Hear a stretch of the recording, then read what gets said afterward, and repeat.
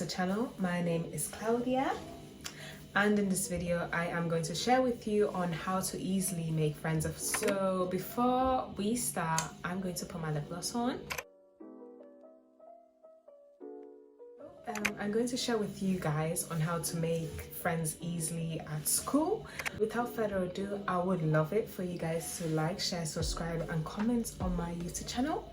And that is really it. So first tip on how to make friends easily at school is to be open, be approachable. So be very aware of your body language. Make sure you're not always like with your back crouched. Make sure like your shoulders are open. Make sure your shoulders are open, chest is open. Your body language should not communicate you being closed off from conversations when you're looking to meet new people and have new friends. So body language should be the first thing. Don't be scared to make eye contacts. And when you do make eye contacts, make sure you smile, make sure like your eyes look alive. There's certain people who naturally have an RBF, and it's fine. That means that for you, you might have to put an extra effort on, like, you know, I think I have an RBF naturally. I do get some people telling me, oh, when I first met you, you looks mean or you looks intimidating. And for me, it felt kind of bad because you know, I never wanted, I never want to give that certain impression, but that made me realize that maybe like my resting face might intimidate some people or something. So that means that if you have an RBF, make sure that you smile, or your eyes are like lit up, alive, your body language is open, you're not communicating that you're closed off and you don't want to interact with people. And how to easily make friends at school is, for example, let's say after successfully having good non-verbal communication with someone. And when I say non-verbal communication, in case if you don't know, I mean like, let's say you gave someone eye contact, so they gave you eye contact, you gave them back, you were smiled, and you know, you can tell that the atmosphere is friendly. You could start with having a small conversation, and there are many of us that don't like small talk like that, and I am one of them.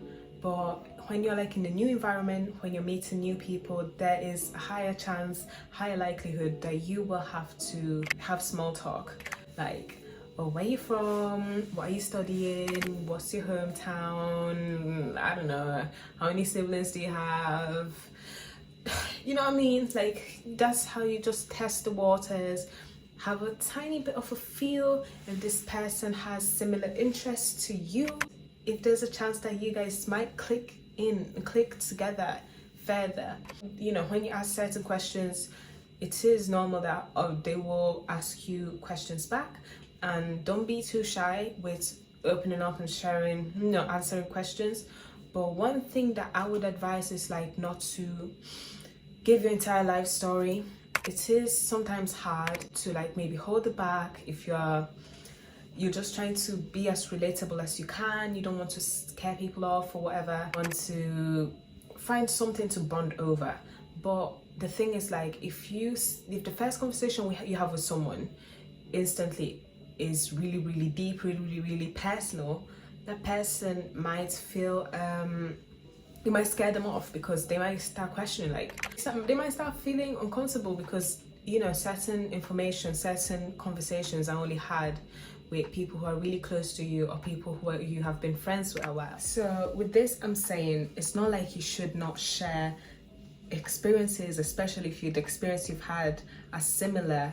But what I mean is not just to throw your entire life story and scare a person, because that can be too much information to carry. But at the same time, like, it's not everyone who will understand your personal life. It's not everyone that will understand where you're coming from.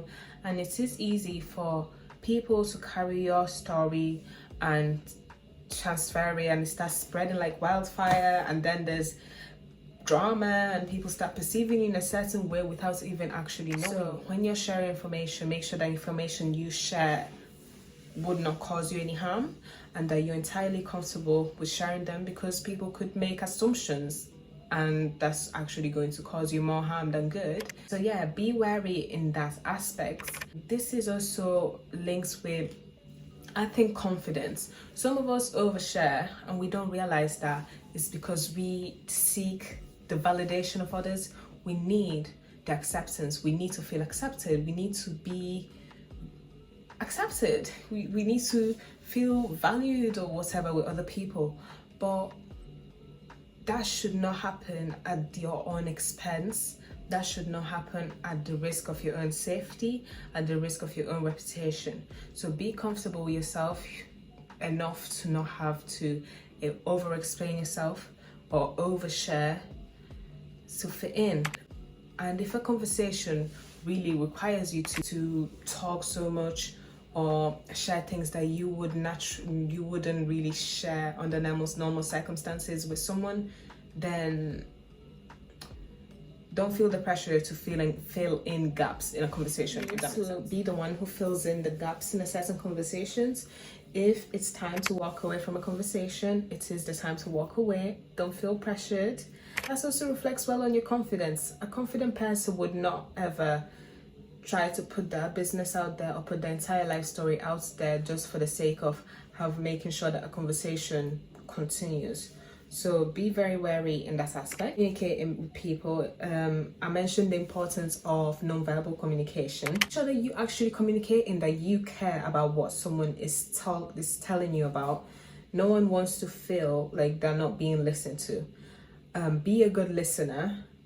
Ask questions about about certain things they have highlighted or put out in whatever discussion that you guys have had. Try your best. If you're not good with names, try your best to be good with names. Ask them. Don't forget to ask for names. It happens to me a lot, actually, that someone might ask my name. We could have a decent conversation and I will not remember the name. I would even forget asking for the name, which is horrible.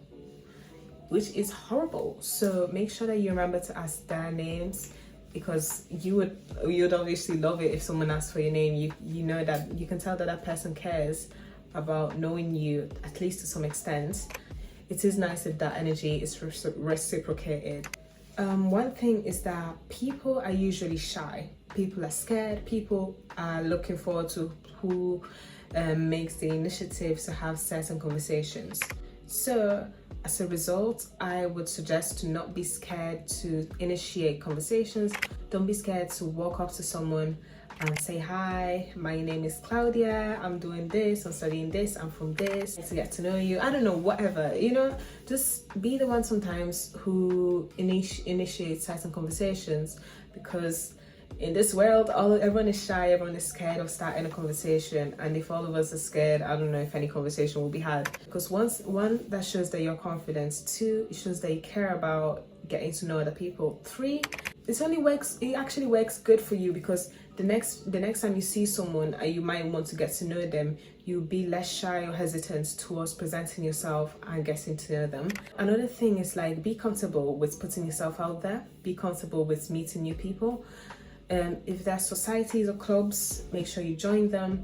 If you get invited to go somewhere and that place is something that you are interested to go or whatever, just go, meet them, speak to them, socialize. Another tip of mine is to offer help. If there's help needed, just give help to these people. If you're like in a group setting, everyone is getting to know each other, and you see that there's someone who's like excluded from the conversation. If there's anyone who's excluded from the conversation, if there's anyone who's more quiet, I mean, some people are just quiet because they are just naturally quiet.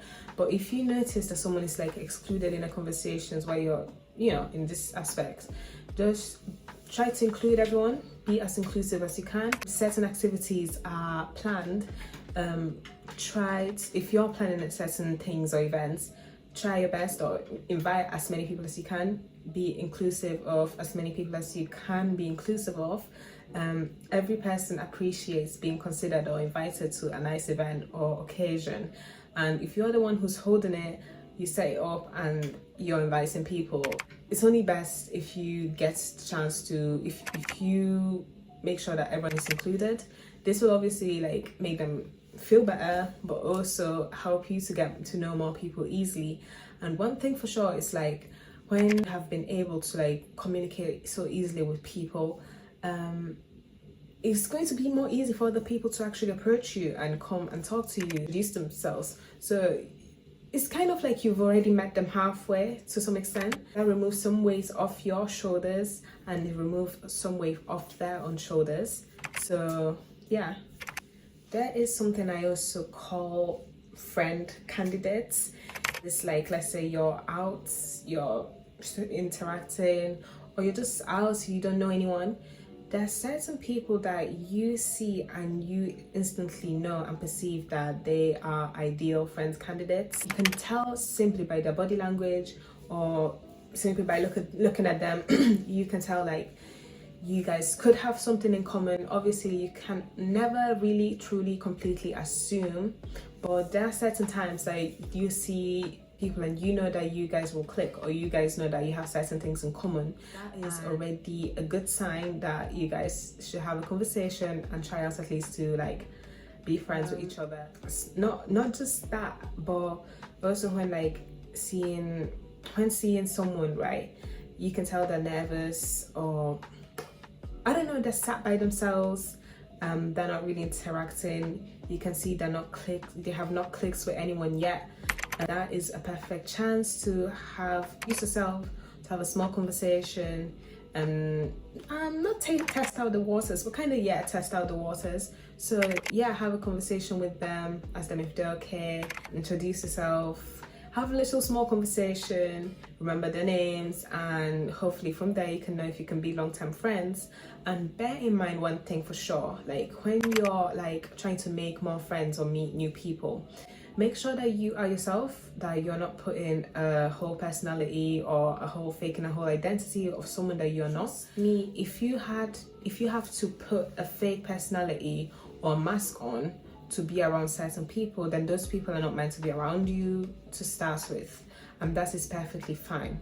Remember, it is better to have 2 friends than having 10 who don't care about you, because the quality of those 2 friends that you have had surpasses anything that those 10 friends that you've made just out of superficiality. I don't know if that's a word, or so make sure that you observe the quality of friendships that you are also bringing in your life. Be yourself, don't be apologetic, and in most cases, like, there are people who love you for who you are, and there are people who won't love you for who you are. But like I said, there's no reason for you to just fake a whole personality, not be yourself, and stop being authentic. Actually causes you more harm than good, because now you have inauthentic, unauthentic version of yourself that you are constantly trying to keep up with, even though you know that that is not the type of person you want to be. Don't let the change of environments change who you are. So one thing is like to be patient, but also persistent when speaking to new people. There is absolutely no rush. There's absolutely no need to rush any sort of friendship. Don't do it, because that's never going to end up well. Let people work out in their own time. Let yourself work out yourself in your own time, but also never just leave the willingness to meet new people and make new friends. Just still put yourself out there, still be polite, still be respectful. An easy way I think that you could start being friends with someone is simply by complimenting them. Most of the times we do walk past people, right, and we notice we love how they dress, we love their hair, we love, I don't know, and there is no crime in you just approaching them and tell them, oh, by the way, I saw your hair is absolutely gorgeous, I love your look, I love you're so gorgeous, your jewelry, your outfit. Just give someone a compliment. That'll make you feel better. Because sometimes you compliment someone, they compliment you back. You compliment someone and they are friendly to you. Everyone, it's a win-win situation, if you get me. And that's already a good reason for everyone to be friendly to each other.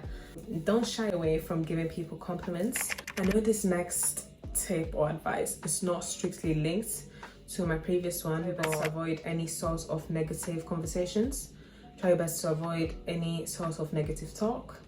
New environment, there is a high chance of there being gossip, there being drama, or whatever. The least you are involved with it, the better it is, because that's not good on your mental health, that's not good on your reputation. In the end of the day, like these type of situations like this, as they are negative, they end up like putting you in a bad light, putting them in a bad light, putting everyone in a bad light.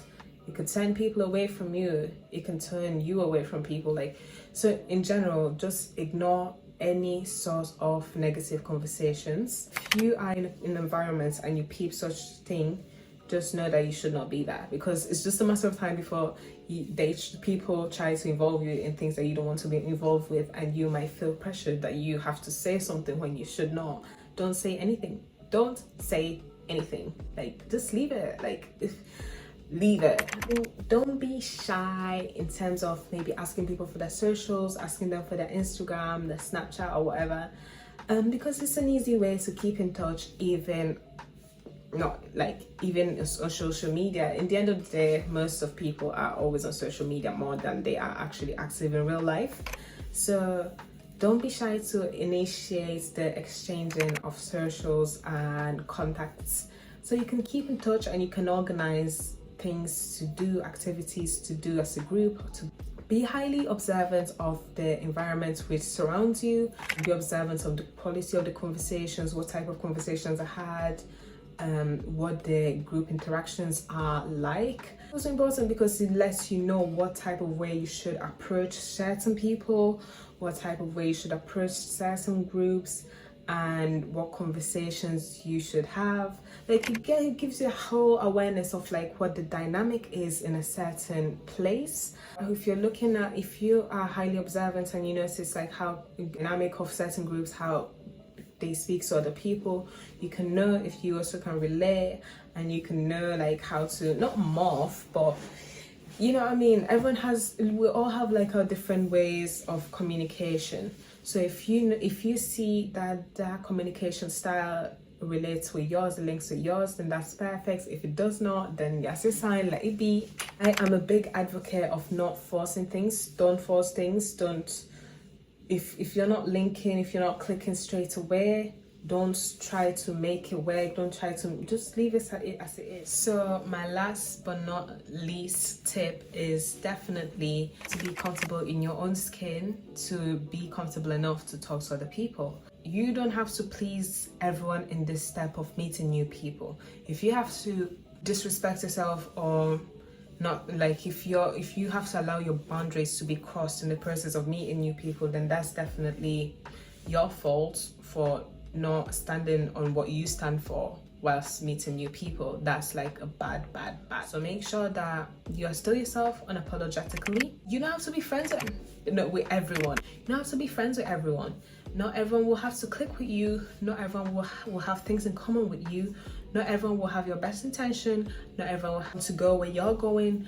Not everyone will relate with you, and you want to relate to everyone, and that is fine. So don't force things that should not be forced. Don't force things that are clearly not meant to be for you. So guys, I think that's it. I hope this video helped. Please remember to like, share, subscribe, comment and everything.